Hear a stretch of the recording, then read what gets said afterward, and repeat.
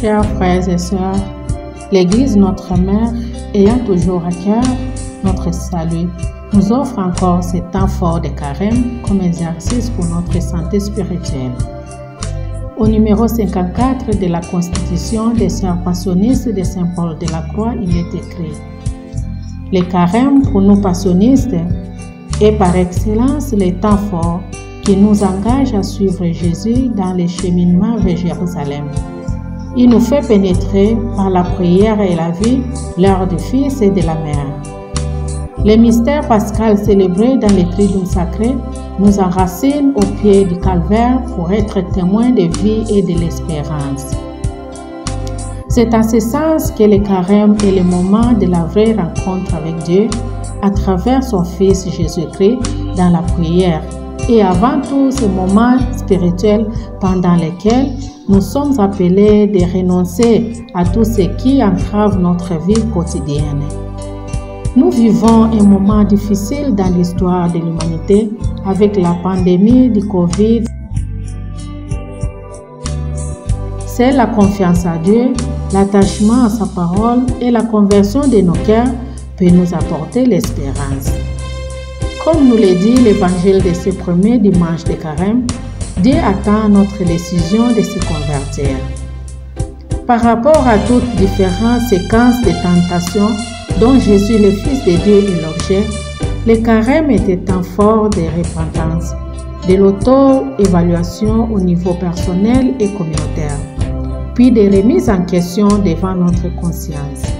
Il ne s'agit pas d'abord d'une pénitence liturgique superficielle, mais d'une véritable conversion, d'une conversion spirituelle intégrale de toute notre personne envers Dieu, le miséricordieux.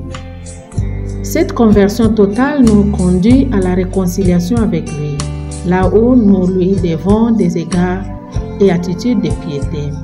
C'est pourquoi donner l'aumône, prier et jeûner sont les trois expressions de la piété, dans lesquelles s'expriment trois attitudes fondamentales de l'homme vis-à-vis de son Dieu.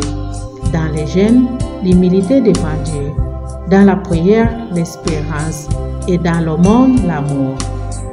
Pendant ces 40 jours, il s'agit pour chacun de nous de se décider pour savoir comment nous allons communier avec Dieu de manière plus sincère et franche dans notre vie de chaque jour.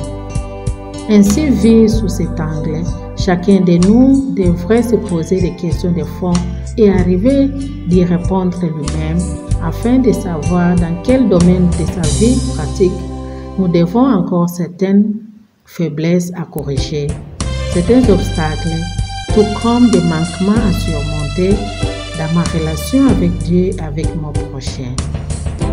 Chers frères et sœurs, prions notre Dieu miséricordieux qui nous accorde toutes ces grâces et nous donne la force de rejeter le mal et de faire ce qui est bon pour mourir sur la croix avec son Fils après 40 jours et ressusciter après 3 jours pour être parmi ceux à qui il ouvrira les portes de son royaume des cieux au dernier jour. Je vous remercie. Nous vous souhaitons un futur temps de carême.